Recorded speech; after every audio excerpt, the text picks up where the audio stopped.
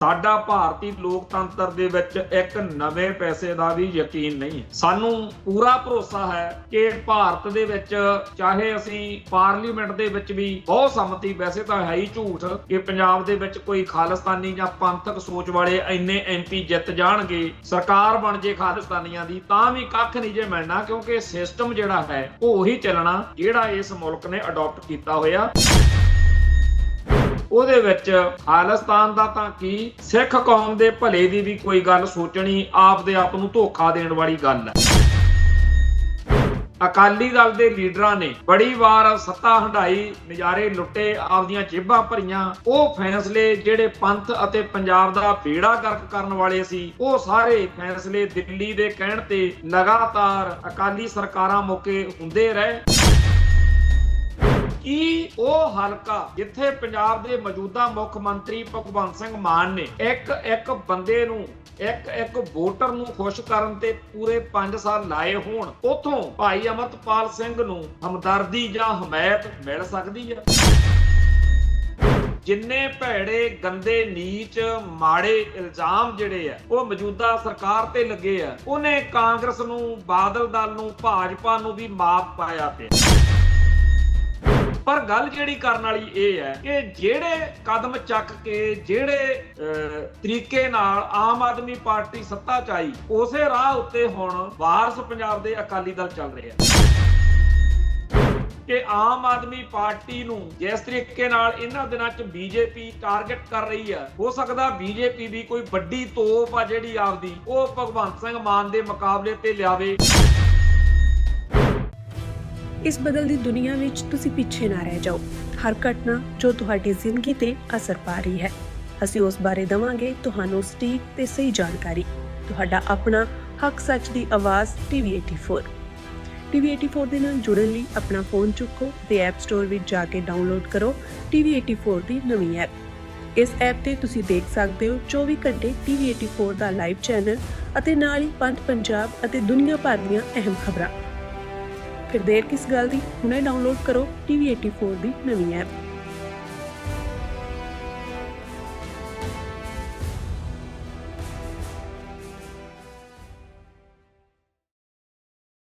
TV 84 ਉੱਤੇ programme ਖਬਰ ਦੀ ਖਬਰ ਦੇਖ ਰਿਹਾ ਹੈ ਸਾਰੇ ਦਰਸ਼ਕਾਂ ਨੂੰ ਮੈਂ ਸਰਬਜੀਤ ਸਿੰਘ ਘੁਮਾਣ ਫਤਿਹ ਅਰਜ ਕਰਦਾ ਜੀ। ਵਾਹਿਗੁਰੂ ਜੀ ਕਾ ਖਾਲਸਾ, ਵਾਹਿਗੁਰੂ ਜੀ ਕੀ ਫਤਿਹ। ਪੰਜਾਬ ਦੇ ਵਿੱਚ ਚੋਣਾਂ ਦੀਆਂ ਸਰਗਰਮੀਆਂ ਦਿਨੋਂ ਦਿਨ ਜ਼ੋਰ ਫੜਦੀਆਂ ਜਾ ਰਹੀਆਂ ਨੇ ਤੇ ਹਰ ਰੋਜ਼ ਨਵੀਂ ਕੋਈ ਚਰਚਾ ਜਿਹੜੀ ਖਬਰਾਂ ਦੇ ਵਿੱਚ ਆਉਂਦੀ ਆ, ਉਹ ਦਿਲਚਸਪੀ ਵੀ ਵਧਾਉਂਦੀ ਆ, ਚਰਚਾ ਵੀ ਤੇਜ਼ ਕਰਦੀ। ਅੱਜ ਇੱਥੇ ਇੱਕ ਇਹ ਚਰਚਾ ਚੱਲ ਰਹੀ ਆ ਕਿ ਵਾਰਸ ਪੰਜਾਬ ਦੇ ਅਕਾਲੀ ਦਲ ਦੇ ਵਿੱਚ ਇਹ ਗੱਲ ਆਈ ਹੋਈ ਹੈ ਕਿ ਭਾਈ ਅਮਰਤਪਾਲ ਸਿੰਘ ਜਿਹੜੇ ਡਿਬਰੂਗੜ੍ਹ ਜੇਲ੍ਹ ਵਿੱਚ ਨਜ਼ਰਬੰਦ ਹੈ, ਉਹਨਾਂ ਨੂੰ ਮਾਲਵੇ ਦੀਆਂ ਸੀਟਾਂ ਤੋਂ ਕਿਸੇ ਥਾਂ ਤੋਂ ਚੋਣ ਲੜਾਈ ਜਾਵੇ। ਇਹ ਗੱਲ ਬੜੀ ਅਹਿਮ ਹੈ ਕਿਉਂਕਿ ਬੀਤੇ ਦੌਰ ਦੇ ਤਜਰਬੇ ਇਹ ਦੱਸਦੇ ਹੈ ਕਿ ਮਾਲਵੇ ਤੋਂ ਹੀ ਸਰਕਾਰਾਂ ਬਣਦੀਆਂ ਆ ਰਹੀਆਂ। ਪੰਜਾਬ ਦੇ ਵਿੱਚ ਚਾਹੇ ਕਾਂਗਰਸ ਦਾ, ਚਾਹੇ ਬਾਦਲ ਦਲ ਦਾ, ਇੱਥੋਂ ਤੱਕ ਕਿ ਮੌਜੂਦਾ ਆਮ ਆਦਮੀ ਪਾਰਟੀ ਦਾ ਇਤਿਹਾਸ ਦੇਖੀਏ ਤਾਂ ਮਾਲਵੇ ਖੇਤਰ ਦੀਆਂ ਐਮਐਲਏ ਦੀਆਂ, ਵਿਧਾਇਕਾਂ ਦੀਆਂ ਜਿਹੜੀਆਂ ਸੀਟਾਂ ਨੇ, ਉਹ ਫੈਸਲਾ ਕੁੰਨ ਸਾਬਤ ਹੁੰਦੀਆਂ ਨੇ। ਜੇਕਰ ਕਿਸੇ ਧਿਰ ਨੂੰ ਮਾਝੇ ਜਾਂ ਦੁਆਬੇ ਦੇ ਵਿੱਚੋਂ ਬਹੁ ਗਿਣਤੀ ਸੀਟਾਂ ਮਿਲ ਵੀ ਜਾਣ, ਵਿਧਾਇਕ ਜਿੱਤ ਵੀ ਜਾਣ, ਤਾਂ ਵੀ ਮਾਲਵਾ ਕਈ ਵਾਰ ਕੈਂਚੀ ਮਾਰ ਜਾਂਦਾ, ਜਿਵੇਂ ਕੌਡੀ 'ਚ ਕੈਂਚੀ ਵੱਜਦੀ ਆ ਨਾ, ਉਵੇਂ ਕੈਂਚੀ ਵੱਜ ਜਾਂਦੀ। ਖੈਰ, ਜਿਸ ਵੀ ਸ਼ਖਸ ਨੇ ਇਹ ਗੱਲ ਸੋਚੀ ਆ ਕਿ ਵਾਰਸ ਪੰਜਾਬ ਦੇ ਅਕਾਲੀ ਦਲ ਨੂੰ ਕੱਲਾ ਮਾਝੇ ਦੇ ਸਿਰ ਤੇ, ਜਿੱਥੋਂ ਪਹਿਲਾਂ ਭਾਈ ਅਮਰਤਪਾਲ ਸਿੰਘ ਖਡੂਰ ਸਾਹਿਬ ਹਲਕੇ ਦੀ ਸੀਟੋਂ ਜਿੱਤ ਚੁੱਕੇ ਆ, ਮੈਂਬਰ ਪਾਰਲੀਮੈਂਟ ਬਣ ਚੁੱਕੇ ਆ, ਜੇ ਇੱਥੇ ਤੱਕ ਗੱਲ ਨੂੰ ਰੱਖਿਆ ਤਾਂ ਪੰਜਾਬ ਦੇ ਵਿੱਚ ਜਿਹੜਾ ਸਰਕਾਰ ਬਣਾਉਣ ਦਾ ਸੁਪਨਾ ਲੈ ਕੇ ਅਕਾਲੀ ਦਲ ਇਹ ਅੱਗੇ ਵਧ ਰਿਹਾ, ਉਹ ਗੱਲ ਬਣਨੀ ਨਹੀਂ। ਤੋ ਇਸ ਲਈ ਉਹਨਾਂ ਨੇ ਜੇ ਇਹ ਫੈਸਲਾ ਕੀਤਾ ਜਾਂ ਕਰ ਰਹੇ ਨੇ ਜਾਂ ਸੋਚ ਰਹੇ ਨੇ ਕਿ ਆਪਾਂ ਮਾਲਵਾ ਖੇਤਰ ਦੇ ਵਿੱਚ ਵੀ ਪੈਰ ਪਸਾਰਨੇ ਆ ਤਾਂ ਇਹ ਸਿਆਸੀ ਤੌਰ ਦੇ ਉੱਤੇ ਰਣਨੀਤਿਕ ਪੱਖ ਤੋਂ ਚੰਗੀ ਖਬਰ ਮੰਨੀ ਜਾ ਸਕਦੀ ਹੈ। ਅਸੀਂ ਹਰ ਰੋਜ਼ ਜਦੋਂ ਇਸ ਮਸਲੇ ਉੱਤੇ ਚਰਚਾ ਕਰਦੇ ਹਾਂ ਤਾਂ ਆਪਣਾ ਪੱਖ ਸਪਸ਼ਟ ਕਰਨਾ ਬੜਾ ਚੰਗੀ ਤਰ੍ਹਾਂ ਜ਼ਿੰਮੇਵਾਰੀ ਨਾਲ ਜਾਣਦੇ ਹਾਂ ਕਿ ਬੇਸ਼ੱਕ ਖਾਲਿਸਤਾਨੀ ਸੰਘਰਸ਼ ਨਾਲ ਸੰਬੰਧਿਤ ਹੋਣ ਕਰਕੇ ਸਾਡਾ ਭਾਰਤੀ ਲੋਕਤੰਤਰ ਦੇ ਵਿੱਚ ਇੱਕ ਨਵੇਂ ਪੈਸੇ ਦਾ ਵੀ ਯਕੀਨ ਨਹੀਂ ਹੈ। ਸਾਨੂੰ ਪੂਰਾ ਭਰੋਸਾ ਹੈ ਕਿ ਭਾਰਤ ਦੇ ਵਿੱਚ ਚਾਹੇ ਅਸੀਂ ਪਾਰਲੀਮੈਂਟ ਦੇ ਵਿੱਚ ਵੀ ਬਹੁਤ ਸੰਮਤੀ, ਵੈਸੇ ਤਾਂ ਹੈ ਹੀ ਝੂਠ ਕਿ ਪੰਜਾਬ ਦੇ ਵਿੱਚ ਕੋਈ ਖਾਲਿਸਤਾਨੀ ਜਾਂ ਪੰਥਕ ਸੋਚ ਵਾਲੇ ਇੰਨੇ ਐਮਪੀ ਜਿੱਤ ਜਾਣਗੇ ਜਾਂ ਕਦੇ ਪ੍ਰਧਾਨ ਮੰਤਰੀ ਬਣ ਜਾਊਗਾ।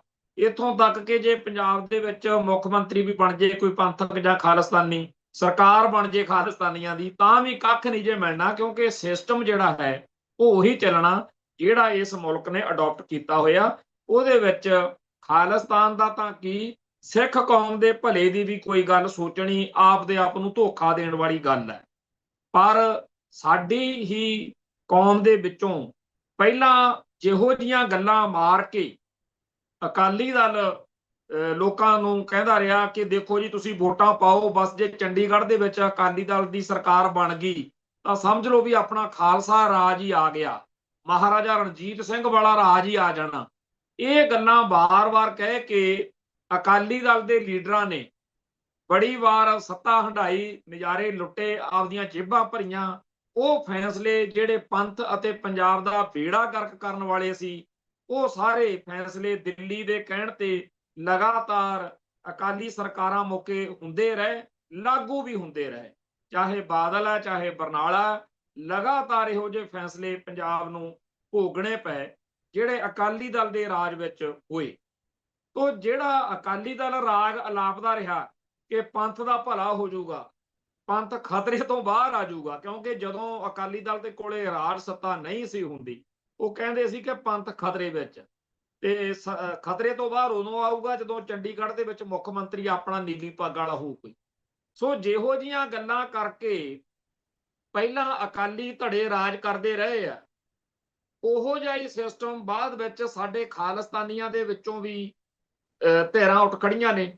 ਸਰਦਾਰ ਸਿਮਰਨਜੀਤ ਸਿੰਘ ਮਾਨ ਦਾ ਸ਼੍ਰੋਮਣੀ ਅਕਾਲੀ ਦਲ ਅੰਮ੍ਰਿਤਸਰ ਲਗਾਤਾਰ ਇਹ ਗੱਲ ਕਹਿੰਦਾ ਆ ਰਿਹਾ, ਭਾਵੇਂ ਉਹਨਾਂ ਨੂੰ ਅਜੇ ਤੱਕ ਸਰਕਾਰ ਬਣਾਉਣ ਦਾ ਤਾਂ ਨਹੀਂ ਮੌਕਾ ਹਾਸਲ ਹੋਇਆ ਕਿ ਸਾਨੂੰ ਜੀ ਇੱਕ ਵਾਰੀ ਸੱਤਾ ਦਿਓ ਤੇ ਅਸੀਂ ਪੰਥ ਦੇ ਮਸਲੇ ਹੱਲ ਕਰ ਦਿਆਂਗੇ, ਇਹ ਗੱਲ ਉਹ ਕਹਿੰਦੇ ਆ ਰਹੇ।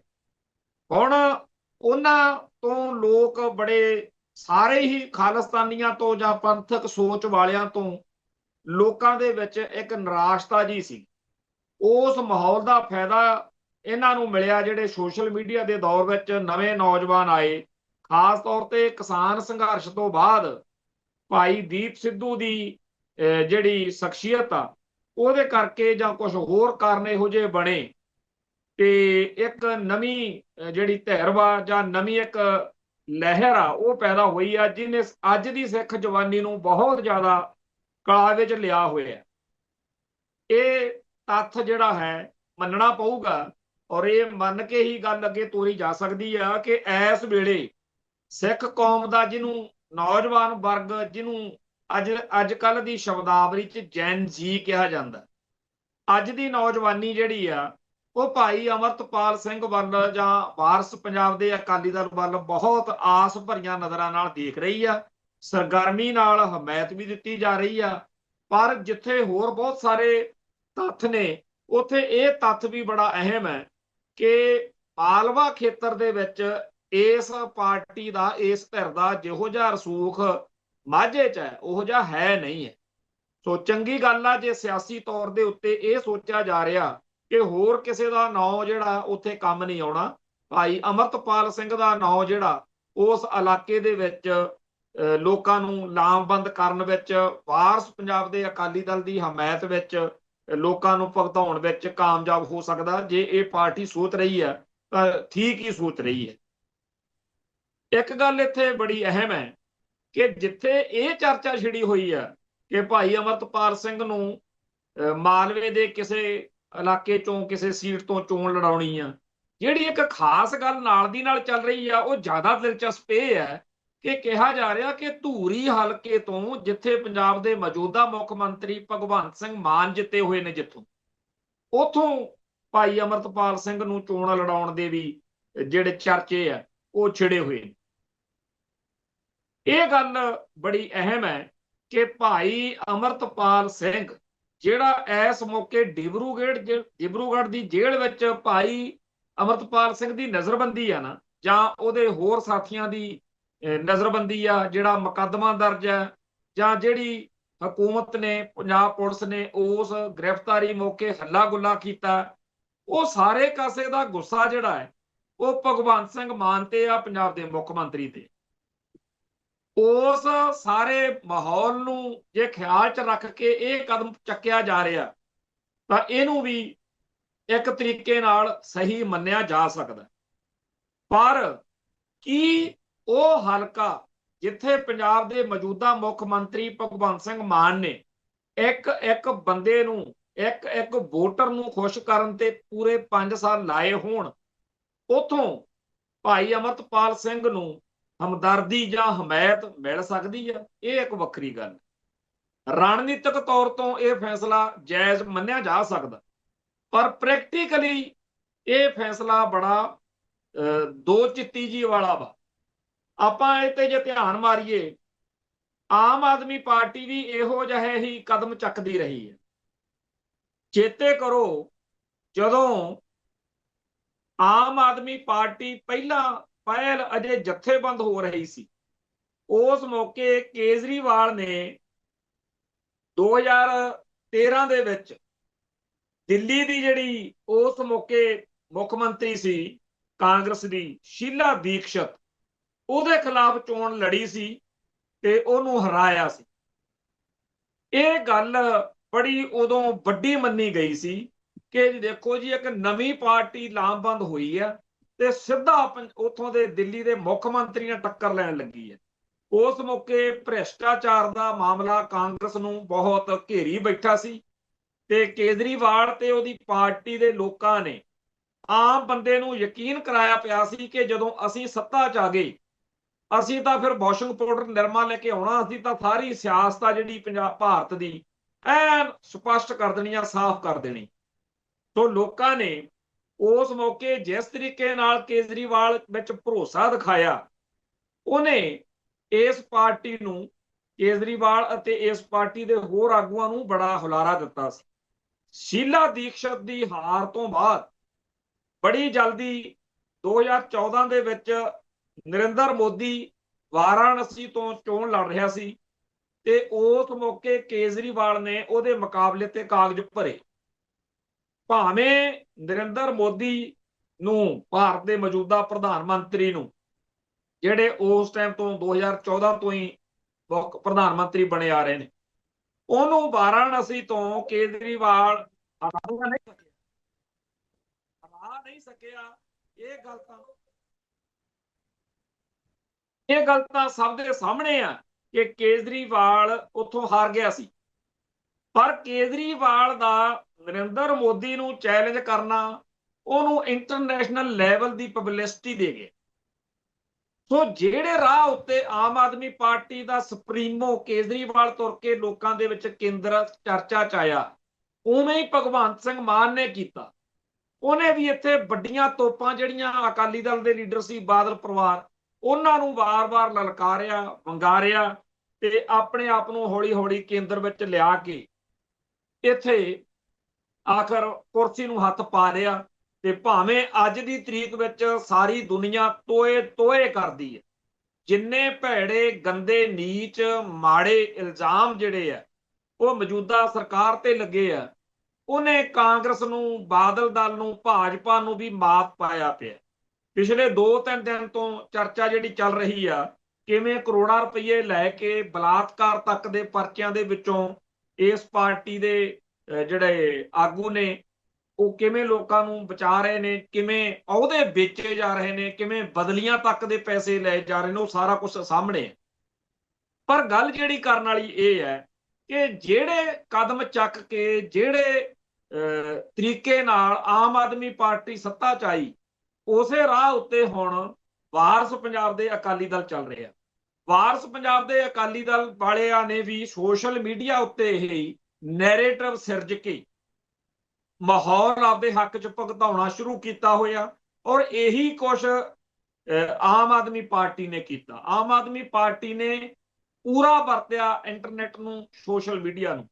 ਤੇ ਜਿਹੜਾ ਭਾਰਤ ਦਾ ਮੌਜੂਦਾ ਸਿਸਟਮ ਹੈ ਨਰਿੰਦਰ ਮੋਦੀ ਵਾਲਾ, ਭਾਰਤੀ ਜਨਤਾ ਪਾਰਟੀ ਦਾ, ਉਹਨਾਂ ਨੂੰ ਤਾਂ ਸਾਰੀ ਦੁਨੀਆ ਹੀ ਜਾਣਦੀ ਆ ਕਿ ਸੋਸ਼ਲ ਮੀਡੀਆ ਦੇ ਉੱਤੇ ਹੀ ਉਹਨਾਂ ਦਾ ਸਾਰਾ ਤਾਣਾ ਪੀਟਾ ਹੈਗਾ। ਸੋ ਜਿਹੜੇ ਰਾਹ ਉੱਤੇ ਚੱਲ ਕੇ ਅੱਜ ਦੇ ਦੌਰ ਵਿੱਚ ਬੀਜੇਪੀ ਤੇ ਆਮ ਆਦਮੀ ਪਾਰਟੀ ਕਾਮਯਾਬ ਹੋਏ ਨੇ, ਉਸੇ ਰਾਹ ਉੱਤੇ ਚੱਲ ਕੇ ਵਾਰਸ ਪੰਜਾਬ ਦੇ ਅਕਾਲੀ ਦਲ ਅੱਗੇ ਵਧ ਰਿਹਾ।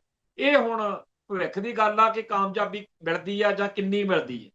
ਪਰ ਜਿਹੜਾ ਆਪਾਂ ਮੁੱਦਾ ਵਿਚਾਰ ਰਹੇ ਹਾਂ ਕਿ ਜੇਕਰ ਇਹਨਾਂ ਨੇ ਫੈਸਲਾ ਕਰਨਾ ਹੈਗਾ ਕਿ ਆਪਾਂ ਧੂਰੀ ਤੋਂ ਪੰਜਾਬ ਦੇ ਮੁੱਖ ਮੰਤਰੀ ਨੂੰ ਚੈਲੰਜ ਕਰਕੇ ਅਮਰਤਪਾਲ ਸਿੰਘ ਨੂੰ ਚੋਣ ਲੜਾਉਣੀ ਆ, ਤਾਂ ਇਹ ਇੱਕ ਸੁਝਾਅ ਵਾਂਗੂ ਗੱਲ ਹੈ ਕਿ 2 ਸੀਟਾਂ ਤੇ ਫਿਰ ਚੋਣ ਲੜਨੀ ਚਾਹੀਦੀ। ਦੂਜੀ ਸੀਟ ਜਿਹੜੀ ਆ ਉਹ ਖਡੂਰ ਸਾਹਿਬ ਹਲਕੇ ਦੇ ਵਿੱਚੋਂ ਹੀ, ਜਿੱਥੋਂ ਪਹਿਲਾਂ MP ਦੀ ਚੋਣ ਲੜ ਕੇ ਜਿੱਤੇ ਹੋਏ ਨੇ, ਉੱਥੋਂ ਲੜਨੀ ਚਾਹੀਦੀ ਹੈ। ਕਿਉਂਕਿ ਇਹ ਵੀ ਚਰਚੇ ਨੇ ਜਾਂ ਖਦਸ਼ੇ ਮੰਨਿਆ ਜਾਵੇ ਕਿ ਹੋ ਸਕਦਾ ਵੋਟਾਂ ਤੱਕ ਭਾਈ ਅਮਰਤਪਾਲ ਸਿੰਘ ਬਾਹਰ ਆ ਜਾਵੇ। ਹੁਣ ਇਹ ਗੱਲ ਆਪਾਂ ਨੂੰ ਸਭ ਨੂੰ ਪਤਾ, ਪਿਛਲੇ ਦਿਨੀ ਮਨਪ੍ਰੀਤ ਸਿੰਘ ਇਆਲੀ ਨੇ ਕਹੀ ਹੈ ਕਿ ਭਾਈ ਅਮਰਤਪਾਲ ਸਿੰਘ ਦਾ ਜੇਲ੍ਹ ਦੀਆਂ ਸਲਾਖਾਂ ਪਿੱਛੇ ਬੈਠੇ ਹੋਣਾ ਉਹਦੇ ਪ੍ਰਤੀ ਲੋਕਾਂ ਦੀ ਹਮਦਰਦੀ ਨੂੰ ਵਧਾਉਂਦਾ ਹੈ। ਤੇ ਜਦੋਂ ਕੋਈ ਆਗੂ ਬਾਹਰ ਆ ਜਾਂਦਾ, ਉਹਦੇ ਪ੍ਰਤੀ ਉਹੋ ਜਿਹੀ ਲਹਿਰ, ਉਹੋ ਜਿਹਾ ਵਿਚਾਰ, ਉਹੋ ਜਿਹੀ ਹਮਦਰਦੀ ਨਹੀਂ ਰਹਿੰਦੀ। ਸੋ ਭਾਈ ਅਮਰਤਪਾਲ ਸਿੰਘ ਜੇ ਜੇਲ੍ਹ ਦੀਆਂ ਸਲਾਖਾਂ ਪਿੱਛੇ ਬੈਠ ਕੇ ਧੂਰੀ ਤੋਂ ਭਗਵੰਤ ਮਾਨ ਨੂੰ ਚੈਲੰਜ ਦੇਵੇਗਾ ਤਾਂ ਇਹ ਬੜਾ ਦਿਲਚਸਪ ਹੋਏਗਾ। ਕਿਉਂਕਿ ਜਦੋਂ ਉਸ ਇਲਾਕੇ ਦੇ ਵਿੱਚ ਪੋਸਟਰਾਂ ਦੇ ਉੱਤੇ ਇਹੋ ਜਿਹੀ ਇੱਕ ਫੋਟੋ ਲੱਗੀ ਹੋਊਗੀ ਜਿਹਦੇ ਵਿੱਚ ਜੇਲ੍ਹ ਦੀਆਂ ਸਲਾਖਾਂ ਪਿੱਛੇ ਭਾਈ ਅਮਰਤਪਾਲ ਸਿੰਘ ਦਿਖਾਇਆ ਹੋਊ ਤੇ ਸਿੱਧਾ ਲਿਖਿਆ ਹੋਊਗਾ ਕਿ ਇਸ ਧੂਰੀ ਹਲਕੇ ਦੇ ਵੋਟਰੋ, ਆ ਜਿਹੜਾ ਤੁਹਾਡਾ ਕੈਂਡੀਡੇਟ ਆ ਇਸ ਹਲਕੇ ਦਾ, ਜਿਹੜਾ ਇੱਥੋਂ ਪਹਿਲਾਂ ਆਮ ਆਦਮੀ ਪਾਰਟੀ ਨੇ ਤੁਸੀਂ ਜਿਤਾ ਕੇ ਇੱਥੋਂ ਭੇਜਿਆ, ਇਹਦੇ ਕਰਕੇ ਆ ਮਾਂ ਦਾ ਪੁੱਤ ਅੰਦਰ ਆ ਤੇ ਇਹੋ ਜਿਹੇ ਹੋਰ ਬੜੇ ਅੰਦਰ। ਤੋ ਇਸ ਤਰੀਕੇ ਨਾਲ ਇੱਕ ਨੈਰੇਟਿਵ ਸਿਰਜਣ ਦੀ ਜਿਹੜੀ ਗੱਲ ਆ, ਉਹਦੇ ਸਾਹਮਣੇ ਆਪਾਂ ਨੂੰ ਇਹ ਵੀ ਯਾਦ ਰੱਖਣ ਦੀ ਲੋੜ ਹੈ ਕਿ ਆਮ ਆਦਮੀ ਪਾਰਟੀ ਨੂੰ ਜਿਸ ਤਰੀਕੇ ਨਾਲ ਇਹਨਾਂ ਦਿਨਾਂ 'ਚ ਬੀਜੇਪੀ ਟਾਰਗੇਟ ਕਰ ਰਹੀ ਆ, ਹੋ ਸਕਦਾ ਬੀਜੇਪੀ ਵੀ ਕੋਈ ਵੱਡੀ ਤੋਪ ਆ ਜਿਹੜੀ ਆਪਦੀ ਉਹ ਭਗਵੰਤ ਸਿੰਘ ਮਾਨ ਦੇ ਮੁਕਾਬਲੇ ਤੇ ਲਿਆਵੇ। ਕਾਂਗਰਸ ਪਾਰਟੀ ਦੇ ਪ੍ਰਧਾਨ ਰਾਜਾ ਵੜਿੰਗ ਨੇ ਵਾਰ-ਵਾਰ ਕਿਹਾ ਕਿ ਮੈਨੂੰ ਜਦੋਂ ਮਰਜ਼ੀ ਮੈਦਾਨ 'ਚ ਉਤਾਰੋ ਜੀ, ਮੈਂ ਭਗਵੰਤ ਸਿੰਘ ਮਾਨ ਦੇ ਖਿਲਾਫ, ਮੁੱਖ ਮੰਤਰੀ ਦੇ ਖਿਲਾਫ ਚੋਣ ਲੜਨ ਨੂੰ ਤਿਆਰ ਆ। ਤੇ ਜਦੋਂ ਅਕਾਲੀ ਦਲ ਬਾਦਲ ਵੱਲ ਦੇਖਦੇ ਆ ਜਾਂ ਜਿਹੜਾ ਪੁਨਰ ਸਰਜੀਤ ਅਕਾਲੀ ਦਲ ਆ, ਉਹਨਾਂ ਵਿੱਚ ਵੀ ਇਸ ਤਰੀਕੇ ਦੀ ਦੌੜ ਲੱਗਣੀ ਸੁਭਾਵਿਕ ਆ ਕਿ ਆਪਾਂ ਜੀ ਉੱਥੇ ਕੋਈ ਵੱਡੀ ਤੋਪ ਆਪਦੇ ਵੱਲੋਂ ਮੈਦਾਨ 'ਚ ਲਿਆਈਏ। ਸੋ ਧੂਰੀ ਹਲਕਾ ਅਗਲੀ ਜਿਹੜੀ ਵਿਧਾਨ ਸਭਾ ਦੀ ਚੋਣ ਆ ਰਹੀ ਆ, ਉਹਦੇ ਵਿੱਚ ਕੇਂਦਰ 'ਚ ਆਉਣ ਦੇ ਪੂਰੇ ਆਸਾਰ ਨੇ। ਖੈਰ ਅਜੇ ਇਹ ਸਾਰੀਆਂ ਗੱਲਾਂ ਕੱਚੀਆਂ ਨੇ। ਹੋ ਸਕਦਾ ਇਸ ਫੈਸਲੇ ਉੱਤੇ ਮੁੜ ਵਿਚਾਰ ਕਰਕੇ ਕੋਈ ਤੀਜੀ, ਚੌਥੀ, ਪੰਜਵੀਂ ਆਪਸ਼ਨ ਸਾਹਮਣੇ ਆਵੇ। ਪਰ ਅੱਜ ਦੀ ਘੜੀ ਸਾਰੇ ਸੋਸ਼ਲ ਮੀਡੀਆ ਦੇ ਉੱਤੇ ਜਾਂ ਚੈਨਲਾਂ ਦੇ ਉੱਤੇ ਇਹਦੀ ਚਰਚਾ ਹੋ ਰਹੀ ਆ। ਹਕੀਕਤ ਅੱਗੇ ਕੀ ਨਿਕਲਦੀ ਆ ਇਹ ਵਾਹਿਗੁਰੂ ਜਾਣੇ। ਦੂਸਰਾ ਜਿਹੜਾ ਨੁਕਤਾ ਆਪਾਂ ਅੱਜ ਵਿਚਾਰਨਾ ਹੈ ਉਹ ਹੈ ਕਿ ਜਿਹੜਾ 15 ਅਗਸਤ ਨੂੰ ਕੌਮੀ ਇਨਸਾਫ ਮੋਰਚੇ ਵੱਲੋਂ ਜੇਲ੍ਹਾਂ 'ਚ ਨਜ਼ਰਬੰਦ ਸਿੰਘਾਂ ਦੀ ਰਿਹਾਈ ਦੇ ਲਈ ਖਾਸ ਤੌਰ ਤੇ ਚੱਬੇ ਦੇ ਸਰਬੱਤ ਖਾਲਸਾ ਵਿੱਚ ਅਕਾਲ ਤਖਤ ਸਾਹਿਬ ਦੇ ਜਥੇਦਾਰ ਐਲਾਨੇ ਗਏ ਭਾਈ ਜਗਤਾਰ ਸਿੰਘ ਹਵਾਰਾ ਦੀ ਰਿਹਾਈ ਜਾਂ ਪੈਰੋਲ ਨੂੰ ਮੁੱਖ ਰੱਖ ਕੇ ਜੋ ਸੰਘਰਸ਼ 15 ਅਗਸਤ ਵਾਲੇ ਦਿਨ ਲੜਿਆ ਗਿਆ, ਸ਼ਾਂਤਮਈ ਮੁਜ਼ਾਹਰਾ ਕਰਨਾ ਸੀ, ਪਰ ਬੜੀ ਬੇਕਿਰਕੀ ਤੇ ਬੇਰਹਿਮੀ ਨਾਲ ਸਿੱਖਾਂ ਉੱਤੇ ਤਸ਼ੱਦਦ ਕੀਤਾ ਗਿਆ। ਇਸ ਤਸ਼ੱਦਦ ਤੋਂ ਬਾਅਦ ਸੱਦਾ ਦਿੱਤਾ ਗਿਆ ਕਿ 21 ਅਗਸਤ ਨੂੰ ਪੰਜਾਬ ਬੰਦ ਕੀਤਾ ਜਾਊ। ਹੁਣ ਅੱਜ 19 ਅਗਸਤ ਨੂੰ ਜਦੋਂ ਮੈਂ ਸਰੋਤਿਆਂ ਦੇ ਰੂਬਰੂ ਹਾਂ ਤਾਂ ਸਾਡੇ ਸਾਹਮਣੇ ਉਹ ਲਿਸਟ ਪਈ ਆ ਜਿਹੜੀ ਕੌਮੀ ਇਨਸਾਫ ਮੋਰਚੇ ਦੇ ਸੱਦੇ ਉੱਤੇ 15 ਅਗਸਤ ਨੂੰ ਵਾਪਰੀਆਂ ਘਟਨਾਵਾਂ ਤੋਂ ਬਾਅਦ ਵਿੱਚ ਮੁਕੱਦਮਾ ਦਰਜ ਕੀਤਾ ਗਿਆ। ਮੁਕੱਦਮਾ ਨਹੀਂ, ਮੁਕੱਦਮੇ ਦਰਜ ਕੀਤੇ ਗਏ। 4 ਮੁਕੱਦਮੇ ਦਰਜ ਕੀਤੇ ਗਏ ਨੇ, ਜਿਨ੍ਹਾਂ ਵਿੱਚ ਭਾਈ ਹਵਾਰਾ ਦੇ ਜਿਹੜੇ ਧਰਮ ਪਿਤਾ ਨੇ ਬਾਪੂ ਗੁਰਚਰਨ ਸਿੰਘ, ਗੁਰਦੀਪ ਸਿੰਘ ਬਠਿੰਡਾ, ਸੁਖਜਿੰਦਰ ਸਿੰਘ ਖੋਸਾ, ਸੁਖ ਗਿੱਲ ਮੋਗਾ, ਪਾਲ ਸਿੰਘ ਫਰਾਂਸ, ਬਾਬਾ ਰਾਜਾ ਰਾਜ ਸਿੰਘ, ਗੁਰਵਿੰਦਰ ਸਿੰਘ ਭੰਗੂ, ਸਰਜੀਤ ਸਿੰਘ ਫੂਲ, ਭਾਨਾ ਸਿੱਧੂ, ਬਲਜੀਤ ਸਿੰਘ ਖਾਲਸਾ, ਲੱਖਾ ਸੁਧਾਣਾ, ਅਮਿਤੋਜ ਮਾਨ, ਨਵਦੀਪ ਜਲਵੇੜਾ, ਸਰਦਾਰ ਸਿਮਰਨਜੀਤ ਸਿੰਘ ਮਾਨ, ਈਮਾਨ ਸਿੰਘ ਮਾਨ। ਕਹਿਣ ਤੋਂ ਭਾਵ ਇਹ ਕਿ ਕੌਮੀ ਇਨਸਾਫ ਮੋਰਚੇ ਦੇ ਵਿੱਚ ਸ਼ਮੂਲੀਅਤ ਕਰਨ ਵਾਲਾ ਕੋਈ ਆਗੂ ਨਹੀਂ ਛੱਡਿਆ ਜਿਹਦੇ ਉੱਤੇ ਮੁਕੱਦਮਾ ਨਹੀਂ ਬਣਿਆ। ਅੱਜ ਇਹ ਗੱਲ ਬੜੀ ਅਹਿਮ ਆ ਕਿ 19 ਅਗਸਤ ਨੂੰ, ਜਦੋਂ ਕੱਲ ਨੂੰ 20 ਅਗਸਤ ਆ, ਇਹ ਖਬਰ ਅੱਜ ਅਖਬਾਰਾਂ 'ਚ ਛਪ ਚੁੱਕੀ ਹੈ ਕਿ ਪੁਲਿਸ ਨੇ ਛਾਪੇ ਮਾਰ ਕੇ ਇਹਨਾਂ ਦੀਆਂ ਗ੍ਰਿਫਤਾਰੀਆਂ ਦਾ ਪੂਰਾ ਪ੍ਰੋਗਰਾਮ ਉਲੀਕ ਲਿਆ। ਹੁਣ ਇਹ ਇਸ ਕਰਕੇ ਖਬਰ ਬੜੀ ਅਹਿਮ ਹੈ ਕਿ 21 ਅਗਸਤ ਨੂੰ ਜੋ ਪੰਜਾਬ ਬੰਦ ਦਾ ਸੱਦਾ, ਜੇ ਲੀਡਰਸ਼ਿਪ ਨੂੰ ਪਹਿਲਾਂ ਹੀ ਫੜ ਲਿਆ ਗਿਆ ਤਾਂ ਉਹਦੇ ਉੱਤੇ ਫਰਕ ਪਵੇਗਾ। ਸੋ ਇਸ ਮੌਕੇ ਲੀਡਰਸ਼ਿਪ ਨੂੰ ਚਾਹੀਦਾ ਕਿ ਆਪਣੇ ਬਚਾਅ ਦੇ ਉਪਰਾਲੇ ਕਰਨ, ਕਿਉਂਕਿ ਬਾਅਦ ਵਿੱਚ ਫੋਟੋ ਜੀ ਪਾ ਕੇ ਕਹਿਣਾ ਕਿ ਜੀ ਮੈਨੂੰ ਤਾਂ ਪਤਾ ਹੀ ਨਹੀਂ ਸੀ ਲੱਗਿਆ, ਮੈਨੂੰ ਘਰੇ ਨਜ਼ਰਬੰਦ ਕਰਤਾ ਜਾਂ ਮੈਨੂੰ ਜੇਲ੍ਹ ਭੇਜਤਾ। ਇਹ ਲੋਕ ਅੱਜ ਸੋਸ਼ਲ ਮੀਡੀਆ ਦਾ ਜ਼ਮਾਨਾ, ਲੋਕ ਸਮਝਦੇ ਆ ਕਿ ਸ਼ੋਸ਼ੇਬਾਜ਼ੀ ਹੈ। ਤੋਂ ਬਚ ਕੇ ਮੈਦਾਨ ਵਿੱਚ ਆਉਣਾ, ਬੰਦ ਨੂੰ ਕਾਮਯਾਬ ਕਰਨਾ ਬੜਾ ਜ਼ਰੂਰੀ ਆ। ਅੱਜ ਸ਼੍ਰੋਮਣੀ ਗੁਰਦੁਆਰਾ ਪ੍ਰਬੰਧਕ ਕਮੇਟੀ ਨੇ ਵੀ ਇਸ ਬੰਦ ਦੀ ਹਮਾਇਤ ਵਿੱਚ ਆਪਦਾ ਪ੍ਰੈਸ ਨੋਟ ਭੇਜਿਆ। ਲੰਬਾ ਚੌੜਾ ਪ੍ਰੈਸ ਨੋਟ ਆ। ਉਹਨਾਂ ਨੇ ਕਿਹਾ ਕਿ ਜਿਹੜੀ ਸਾਡੀ 21 ਅਗਸਤ ਦੀ ਮੀਟਿੰਗ ਸੀਗੀ ਐਗਜੈਕਟਿਵ ਦੀ, ਉਹ ਅਸੀਂ 22 ਅਗਸਤ ਨੂੰ ਕਰਾਂਗੇ। ਹੋਰ ਵੀ ਬਹੁਤ ਸਾਰੇ ਧੜਿਆਂ ਵੱਲੋਂ, ਕਿਸਾਨ ਯੂਨੀਅਨਾਂ ਵੱਲੋਂ, ਮਨੁੱਖੀ ਅਧਿਕਾਰ ਜਥੇਬੰਦੀਆਂ ਵੱਲੋਂ ਪੰਜਾਬ ਬੰਦ ਦੀ ਹਮਾਇਤ ਆ ਜਿਹੜੀ ਉਹ ਕੀਤੀ ਗਈ ਹੋਈ ਹੈ। ਪਰ ਇੱਥੇ ਇੱਕ ਗੱਲ ਫਿਰ ਕਹਿਣ ਦੀ ਲੋੜ ਹੈ ਕਿ ਜਿਹੋ ਜਿਹਾ ਮਾਹੌਲ ਬਣਾਉਣ ਦੀ ਲੋੜ ਸੀ, ਉਹ ਅਜੇ ਤੱਕ ਨਹੀਂ ਬਣਿਆ। ਸੱਚਾਈ ਇਹ ਆ ਕਿ ਵੋਟਾਂ ਵਾਲੇ ਮਸਲੇ ਤੇ ਇੰਨਾ ਜ਼ਿਆਦਾ ਆਪਸ ਵਿੱਚ ਹੀ ਲੋਕ ਫਸੇ ਹੋਏ ਨੇ। ਇਹੀ ਸਾਰੇ ਗਰੁੱਪ ਜਿਹੜੇ ਭਾਈ ਜਗਤਾਰ ਸਿੰਘ ਹਵਾਰੇ ਦੇ ਮਸਲੇ ਤੇ, ਜੇਲ੍ਹਾਂ 'ਚ ਨਜ਼ਰਬੰਦ ਹੋਰ ਸਿੰਘਾਂ ਦੇ ਮਸਲੇ ਤੇ, ਜਾਂ ਕੌਮ ਦੇ ਮਸਲਿਆਂ ਦੇ ਉੱਤੇ ਜੱਦੋ-ਜਹਿਦ ਕਰਦੇ ਆ, ਇਹਨਾਂ ਨੂੰ ਵੋਟਾਂ ਨੇ ਵੰਡਿਆ ਹੋਇਆ। ਵਾਰਸ ਪੰਜਾਬ ਦੇ ਅਕਾਲੀ ਦਲ ਨੂੰ ਇਉਂ ਲੱਗਦਾ ਕਿ ਜਿਵੇਂ ਬੀਤੇ ਦੌਰ ਵਿੱਚ ਬਾਦਲ ਧੜੇ ਦਾ ਜਿਹੜਾ ਅਕਾਲੀ ਦਲ ਸੀ ਉਹ ਸਿਖਰ ਤੇ ਸੀ ਤੇ ਬਾਕੀ ਸਾਰੇ ਕਿਤੇ ਨੇੜੇ ਤੇੜੇ ਵੀ ਨਹੀਂ ਸੀ, ਤੇ ਉਹ ਕਿਸੇ ਨੂੰ ਆਪਦੇ ਨੇੜੇ ਲਾ ਕੇ ਵੀ ਨਹੀਂ ਸੀ ਰਾਜੀ। ਉਵੇਂ ਹੀ ਸਰਦਾਰ ਅਜਮੇਰ ਸਿੰਘ ਵੀ ਇਹੀ ਕਹਿੰਦੇ ਆ ਉਹਨਾਂ ਨੂੰ, ਉਹਨਾਂ ਦੇ ਮਨ ਵਿੱਚ, ਦਿਲ ਦਿਮਾਗ ਵਿੱਚ ਇਹ ਗੱਲ ਜਿਵੇਂ ਫੱਟੀ 'ਚ ਕਿੱਲ ਠੁਕਿਆ ਹੁੰਦਾ, ਐ ਉਹਨਾਂ ਦੇ ਆ ਚੁੱਕੀ ਆ ਕਿ ਵਾਰਸ ਪੰਜਾਬ ਦੇ ਅਕਾਲੀ ਦਲ ਦੀ ਪੂਰੀ ਚੜ੍ਹਾਈ ਆ। ਅਸੀਂ ਤਾਂ ਜਿਹਨੂੰ ਮਰਜ਼ੀ ਟਿਕਟ ਦੇ ਦਈਏ, ਸਾਡੇ ਜਿੱਤੀ ਜਾਣਾ, ਤੇ ਬਾਕੀ ਜਿੰਨੇ ਅਕਾਲੀ ਧੜੇ ਨੇ ਜਾਂ ਸਿੱਖ ਧੜੇ ਨੇ, ਇਹਨਾਂ ਨੂੰ ਤਾਂ ਜੋ ਕੋਈ ਪੁੱਛਦਾ ਹੀ ਨਹੀਂ।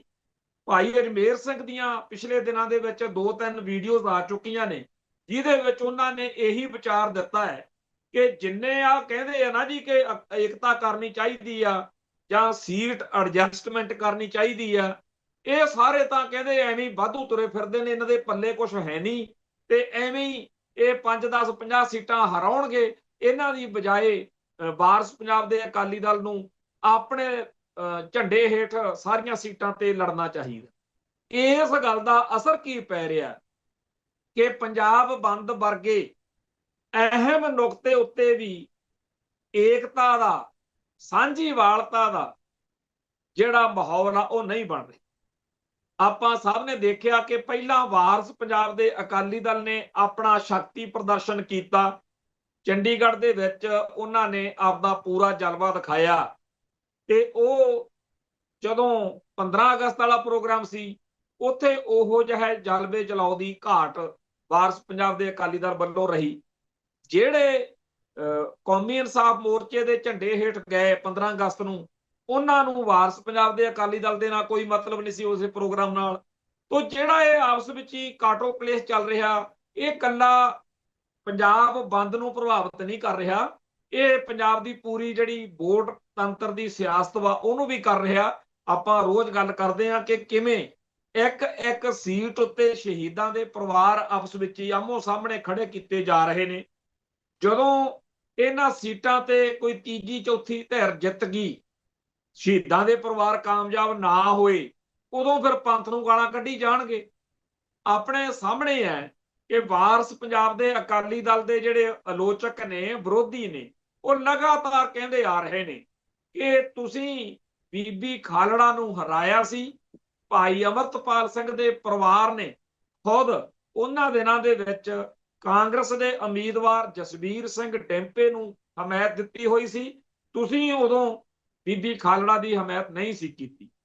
ਸੋ ਜਿਹੋ ਜਿਹਾ ਦੋਸ਼ ਬੀਬੀ ਖਾਲੜਾ ਵਾਲੇ ਮੁੱਦੇ ਉੱਤੇ ਲੱਗ ਰਿਹਾ, ਹੁਣ ਜੇ ਕਿਸੇ ਦੂਜੀ ਤੀਜੀ ਥਾਂ ਦੇ ਉੱਤੇ ਇਹੋ ਜਿਹਾ ਦੋਸ਼ ਲੱਗਿਆ, ਇਹ ਮਾੜੀ ਗੱਲ ਹੋਊ।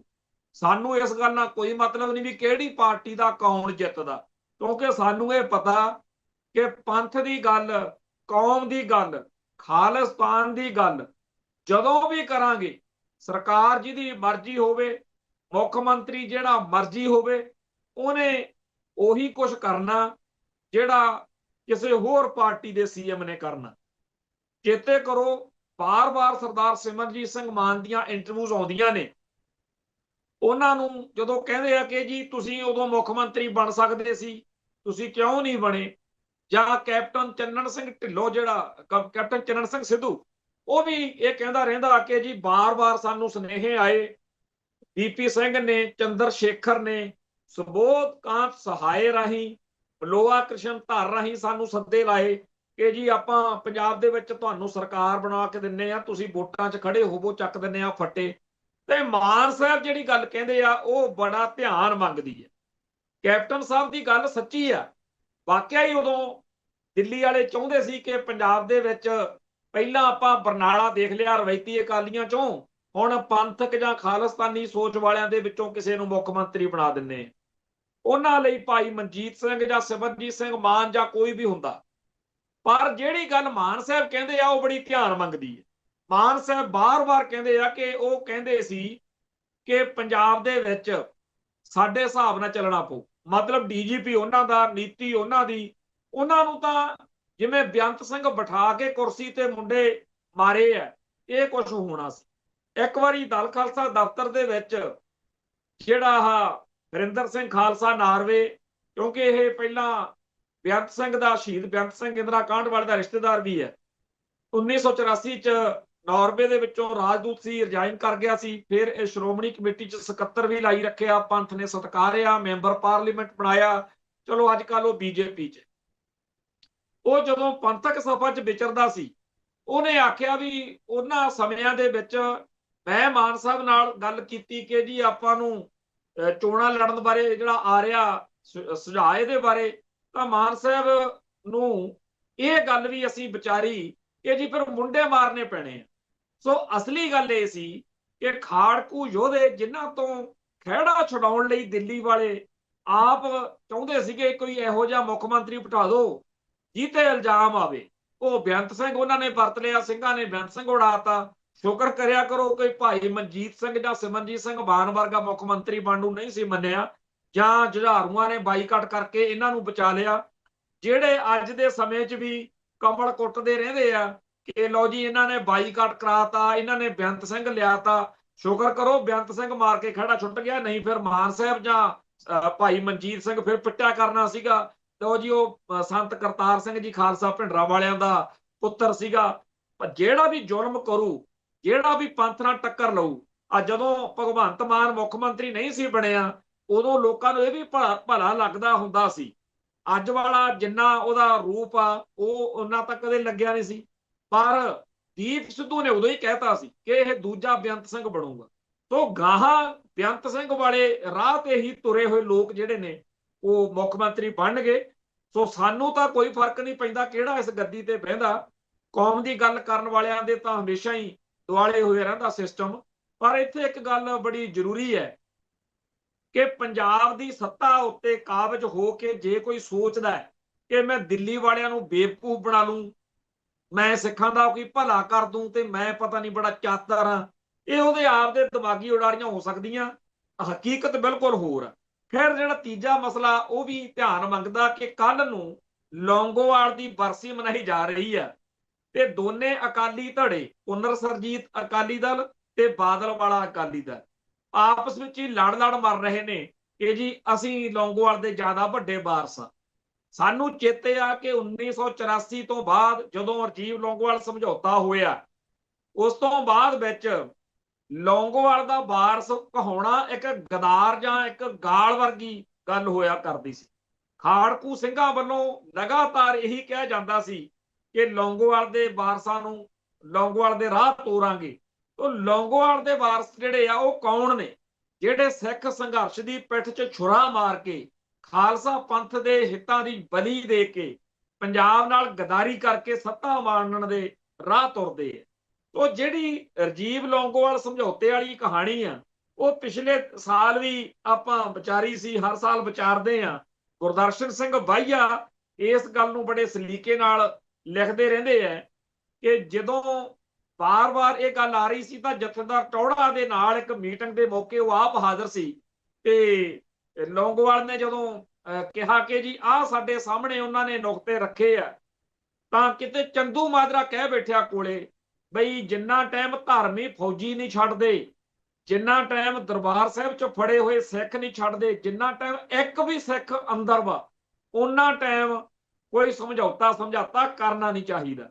ਤੇ ਜਿਹੜੇ ਲੌਂਗੋਵਾਲ ਬਾਰੇ ਇੱਥੇ ਸਾਨੂੰ ਮੱਤਾਂ ਦਿੱਤੀਆਂ ਜਾਂਦੀਆਂ ਕਿ ਬੜਾ ਸੰਤ ਸੀ, ਬੜਾ ਬੀਬਾ ਸੀ, ਬੜਾ ਸਾਊ ਸੀ, ਗੁਰਦਰਸ਼ਨ ਬਾਈਏ ਨੇ ਲਿਖਿਆ ਕਿ ਟੁੱਟ ਕੇ ਪੈ ਗਿਆ ਚੰਦੂ ਮਾਜਰੇ ਨੂੰ ਤੇ ਕਹਿੰਦਾ ਵੀ ਤੈਨੂੰ ਕਿਸੇ ਗੱਲ ਦਾ ਪਤਾ ਨਹੀਂ, ਤੂੰ ਅਜੇ ਕੱਲ ਦਾ ਜਵਾਕਾਂ ਦਾ ਭੱਜ ਇੱਥੋਂ।